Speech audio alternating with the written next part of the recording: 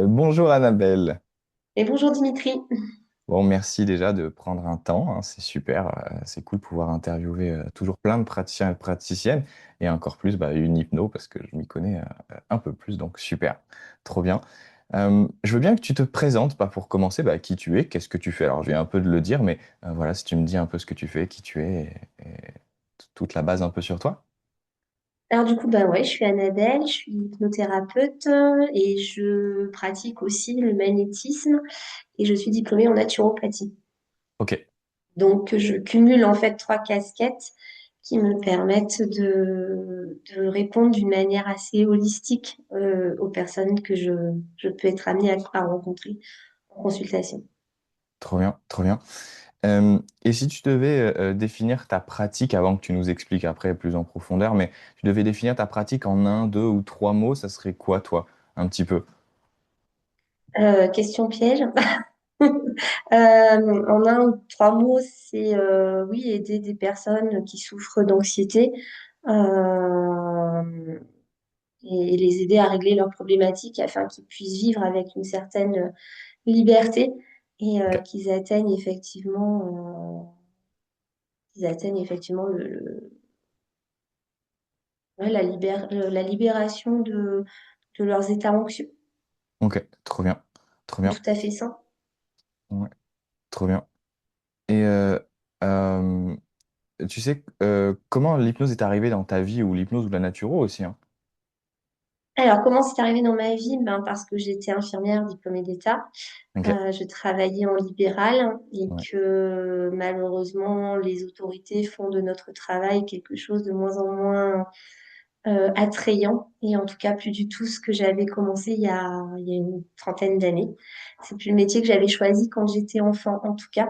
mhm, Et donc, au bout de 20 ans de carrière, j'ai commencé à me questionner. J'ai d'abord fait une formation de naturopathe qui était quelque chose de très global mhm, et sur lequel voilà, j'ai découvert en fait le don de magnétisme que je porte, que j'ai ensuite développé et je suis allée m'intéresser à l'hypnothérapie dans la foulée en fait. Donc tout s'est suivi, ok, voilà, parce que j'avais un besoin de répondre de manière globale et de ne plus m'intéresser qu'aux symptômes, mhm. mais aussi à la cause du symptôme, puisqu'on se rend compte qu'avec l'allopathie, la cause du symptôme n'étant pas traitée, dès qu'on arrête les traitements, tout revient systématiquement. Donc en fait, voilà, c'est ma réflexion est venue de là en fait. Ok. Et t'es formé à quel type d'hypnose, toi? Est-ce qu'il y en a une, il y en a plusieurs? Et c'était dans quel sens? C'était d'abord la naturo et après l'hypnose, ou ça s'est passé comment? Alors d'abord la naturo, puis ensuite l'hypnose, Ok, et je suis formée en hypnose ericksonienne.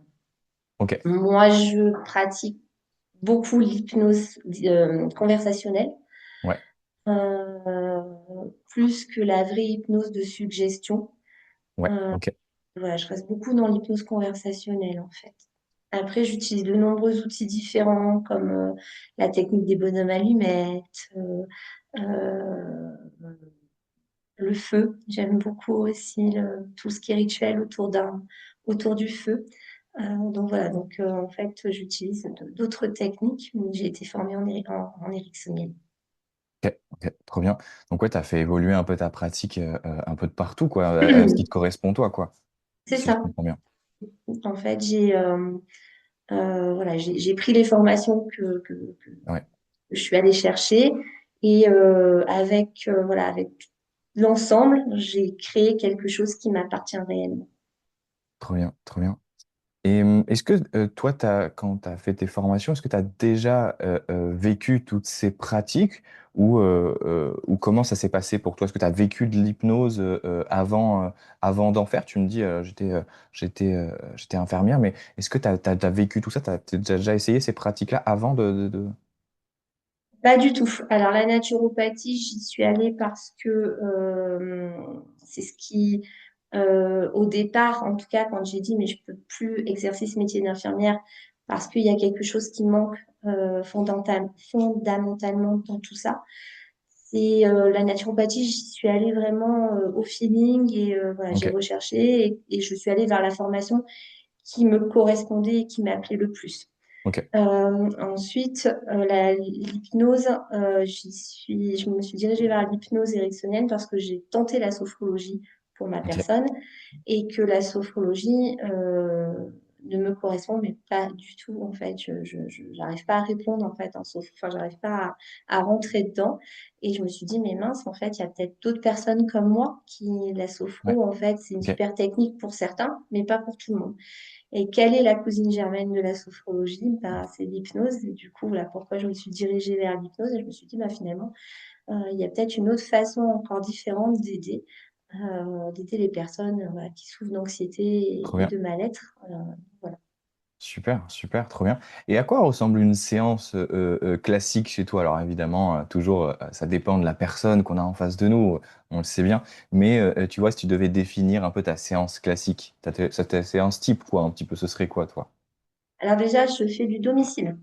Ok, Je me déplace à domicile. Je n'ai pas de cabinet proprement parlé. ok, Donc, je me déplace à domicile chez les personnes ou je fais en visio. Quand je me déplace à domicile, eh bien déjà, voilà, j'arrive chez les gens, les présentations.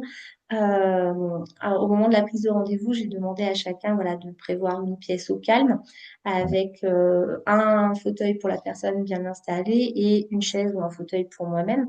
Donc, en général, les gens m'amènent directement dans la pièce qu'ils ont choisie eux. bien sûr, Euh, et de là, on s'installe tranquillement et c'est vraiment, j'arrive un peu en tant que, voilà, que quelqu'un qu'on reçoit chez soi et on lance une discussion, enfin la discussion de la problématique, mais ça reste vraiment très convivial. Je ne suis pas dans la prise de notes, ok, ça reste vraiment un échange. Euh, donc, je fais beaucoup d'hypnose conversationnelle. Donc, en fait, pendant cet échange, je travaille déjà, en fait, en hypnose petit à petit. Et au final, voilà, la personne va fermer les yeux et l'induction est déjà pratiquement faite en carrément, réalité. bien sûr, Donc, du coup, l'induction va assez vite. Après, bah, tout dépend en fait de la problématique qui m'a été posée, ce que moi je ressens comme besoin chez cette personne. bien sûr, Selon ce qu'elle va m'avoir exposé, je vais commencer sur un protocole ou un autre. Euh, voilà, la séance va se dérouler. Euh, Bien évidemment, cette séance, elle appartient à la personne, mais elle ne m'appartient pas à moi. mhm, C'est son histoire, c'est l'histoire de la cliente ou du client que j'ai en face de moi. Ce n'est pas mon histoire personnelle, c'est la leur. Donc, ils sont totalement libres d'exprimer ou de raconter ensuite leur vécu de la séance. Donc, je fais un moment de débrief, mais il est très clair dès le départ que le débrief peut être un simplement ça va, ça s'est bien passé. Là, je peux très bien accepter d'en rester là. Je n'ai pas à savoir au final ce qui s'est réellement passé. Et, voilà. Mais ce qui est génial, voilà, c'est de voir des émotions qui peuvent apparaître. C'est la transformation en fait de séance en séance. ouais, La carrément. transformation des gens est assez géniale à voir, quoi. Enfin, vraiment, c'est magique. Trop bien. Et en ce sens, dans ce que tu me dis là, est-ce que c'est un accompagnement que tu dirais plutôt long? Tu as un type d'accompagnement plutôt long ou plutôt très court? Tu sais, il y en a- alors, c'est toujours, ça dépend de la personne, mais Oui, voilà. tu te bases sur quoi, toi? Est-ce que c'est moyen? Tu estimes que c'est moyen dans ton estimation, toi? Alors, je ne vais pas chercher à faire des séances pour faire des séances. Pour moi, en 5, 6 séances maximum, on doit avoir résolu une partie de la problématique ou même l'avoir résolu totalement. Après, tout dépend aussi de ce qui est confortable pour la personne. Bien sûr, Parce que des fois, la problématique d'anxiété, elle a quand même son intérêt dans la vie de la personne et la résoudre, oui, mais des fois, la personne a besoin de garder une petite part de cette anxiété pour vivre, pour avancer dans la vie. Donc, en fait, voilà, ça dépend. Mais 5, 6 séances, pour moi, voilà, c'est à peu près la moyenne dans mon cabinet. ok, ok. Et tu me parles beaucoup d'anxiété et ce genre de choses. ce que tu as le plus dans ta clientèle, toi, ou il y a autre chose que tu as le plus, justement? Alors, en général, la demande première, c'est souvent, voilà, les angoisses, les anxiétés. Ouais, Après, quand on creuse un peu et que on va chercher le pourquoi de cette anxiété, euh, ça peut être un peu tout et beaucoup de choses, hein. Mais voilà, il y a souvent voilà, des problèmes d'abus sexuels dans l'enfance, il y a souvent des problèmes de deuil non résolus. Euh, des fois, j'ai voilà, quelques notions de transgénérationnel aussi qui apparaissent. ok. Parce que ça, c'est quand même aussi quelque chose, hein, le transgénérationnel qui est lourd à porter parfois dans les histoires familiales. Il y a parfois des sacs à dos qui sont un peu lourds à porter. Mhm. Et du coup, bah, on peut se retrouver je peux me retrouver avec des histoires un peu transgénérationnelles à résoudre. Euh, donc voilà, en fait la première question, la première demande, c'est je suis anxieuse, je suis angoissée. Mais quand on gratte un peu, on va chercher le pourquoi et en général, Mhm. voilà, on trouve plein d'histoires différentes. Trop bien, ok. Donc, ouais, tu fais aussi un peu de transgé, quoi. Alors, tu m'as dit, de toute façon, avec les bonhommes allumettes, qui est Oui. aussi un proto pas mal utilisé en transgé. Ok, trop bien, trop cool. Est-ce que tu as une séance comme ça qui t'a marqué? Alors, sans donner de nom, évidemment, toujours, mais est-ce qu'il y a une séance qui t'a marqué, une séance où tu te dis, ah, ça là, c'était quelque chose dans ma pratique, quoi. Alors, c'est pas une séance qui m'a marqué, mais Ouais, c'est ok, un suivi complet ok, en fait ok. qui m'a marqué, où j'ai reçu une personne qui avait une posture physique incroyablement repliée sur elle-même, Mhm, euh, qui, euh, qui même au départ, quand elle est venue me voir, je me suis dit, mais qu'est-ce qu'elle fait là? Elle veut pas parler en fait. Elle voulait pas exprimer, elle voulait pas raconter le pourquoi elle était ici, mhm, enfin, en face de moi. Et du coup, je me suis dit, oula, ça va être compliqué. Et en plus, elle me lance. Et puis en plus, moi, je lâche pas prise. Donc pour l'hypnose, je pense que ça va être compliqué. Donc là, enfin, le départ était donné. Et en fait, de séance en séance, donc effectivement, hein, la première fois, j'ai fait sans induction, je suis restée dans le mhm. conversationnel et voilà, on a avancé petit à petit. J'ai beaucoup utilisé le magnétisme sur cette personne, puisque du coup, voilà, elle se sentait, je pense, pas prête. Donc en fait, j'ai joué sur d'autres choses. J'utilise beaucoup la gémothérapie aussi en naturopathie. Ok, La gémothérapie, c'est tout ce qui est bourgeon, ok. macérat de bourgeon. Donc, j'utilise énormément et j'utilise énormément les fleurs de bac qui jouent sur les états d'âme. Donc voilà, donc, avec elle, j'ai vraiment commencé. En fait, elle est venue sur une demande d'hypnose, sur une demande de grande angoisse qui se voyait physiquement, mais en fait, elle était venue vers l'hypnose parce que je pense qu'elle savait plus où aller. Et en fait, je n'ai pas du tout commencé par l'hypnose avec cette personne. Je suis vraiment passée par la naturo, le magnétisme. Et au final, on a fait de l'hypnose sur, je crois, les 3 dernières séances. Ok. Mais par contre, ce qui m'a marqué, c'est l'évolution de cette personne où enfin, j'ai vraiment eu une personne prostrée à l'arrivée.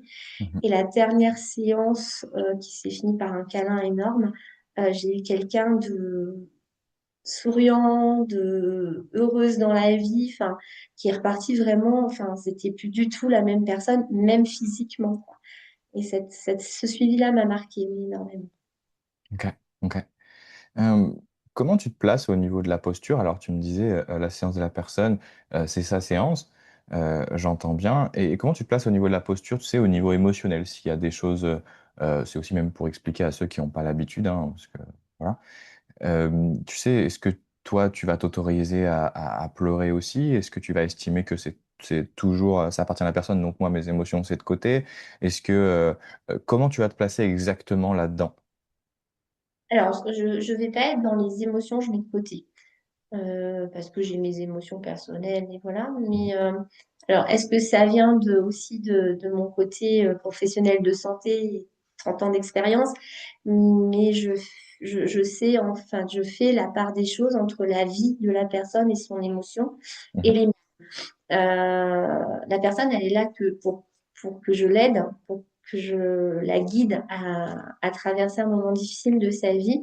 Je pense que si je me mets à pleurer en même temps qu'elle, je suis pas persuadée que je vais l'aider.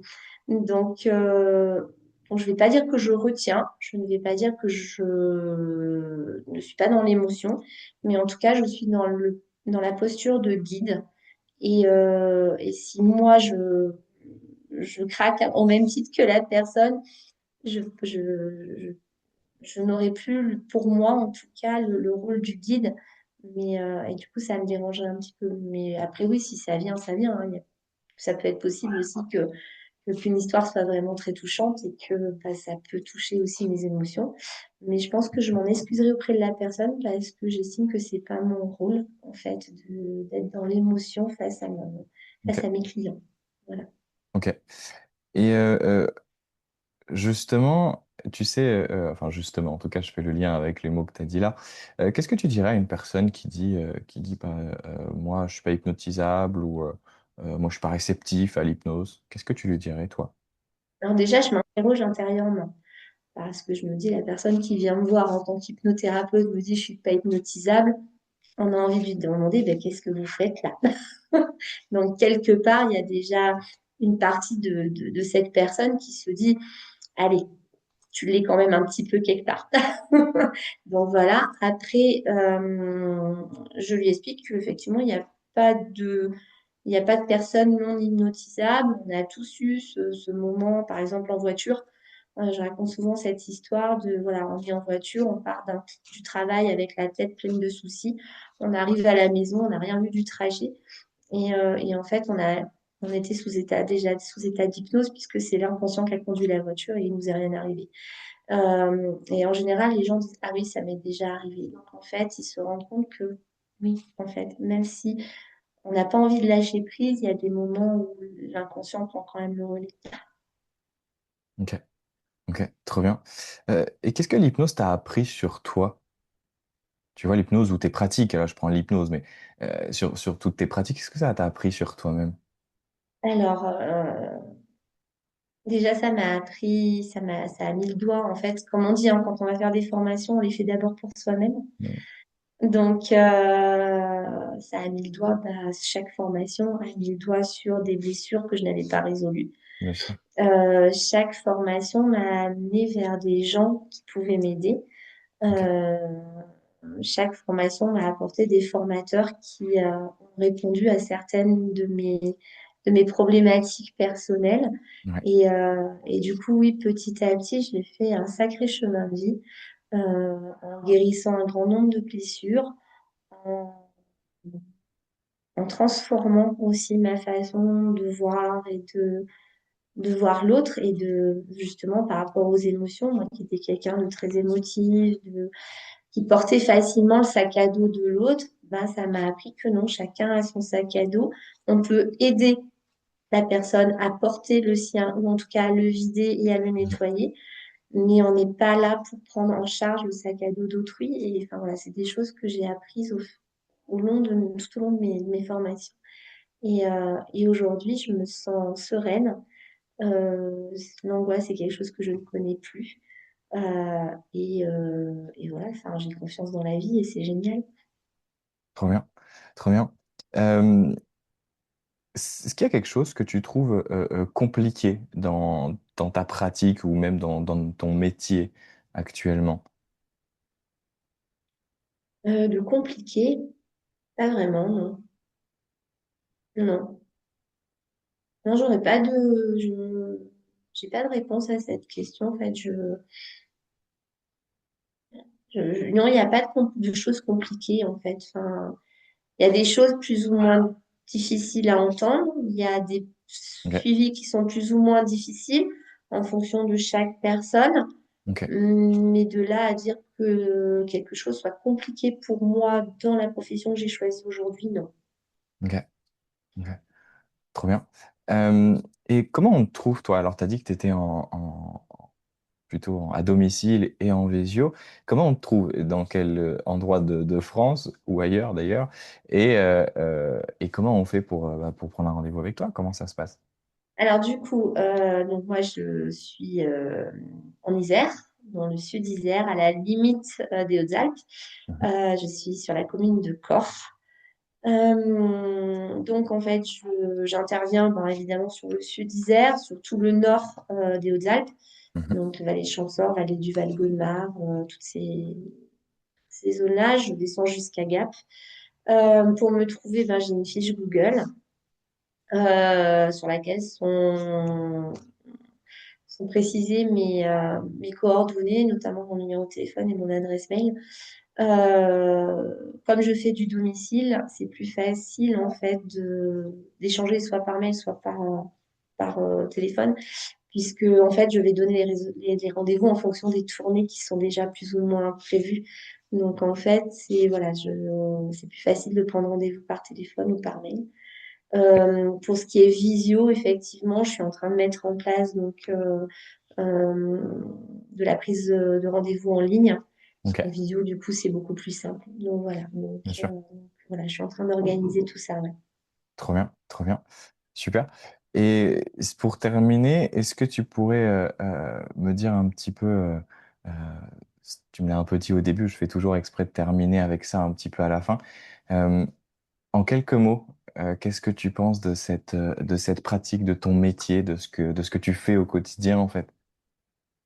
Ce que j'en pense, bah, c'est que c'est quelque chose de génial parce que, parce que chaque personne a au fond d'elle-même, en fait, la ressource pour venir répondre à sa propre problématique. Mais tout le monde n'est pas dans l'aptitude à aller chercher cette ressource. Et en fait, ce qui est génial, c'est qu'on se positionne simplement en tant que guide pour aller effectivement débloquer en fait ces ressources-là et montrer à la personne que d'elle-même, elle a la capacité d'aller au-delà et de passer au-dessus et de pouvoir vivre autrement. Et quoi, c'est le côté génial de la profession. Trop bien, trop bien. Bah écoute, je te remercie Annabelle. Ben, merci à toi, Dimitri.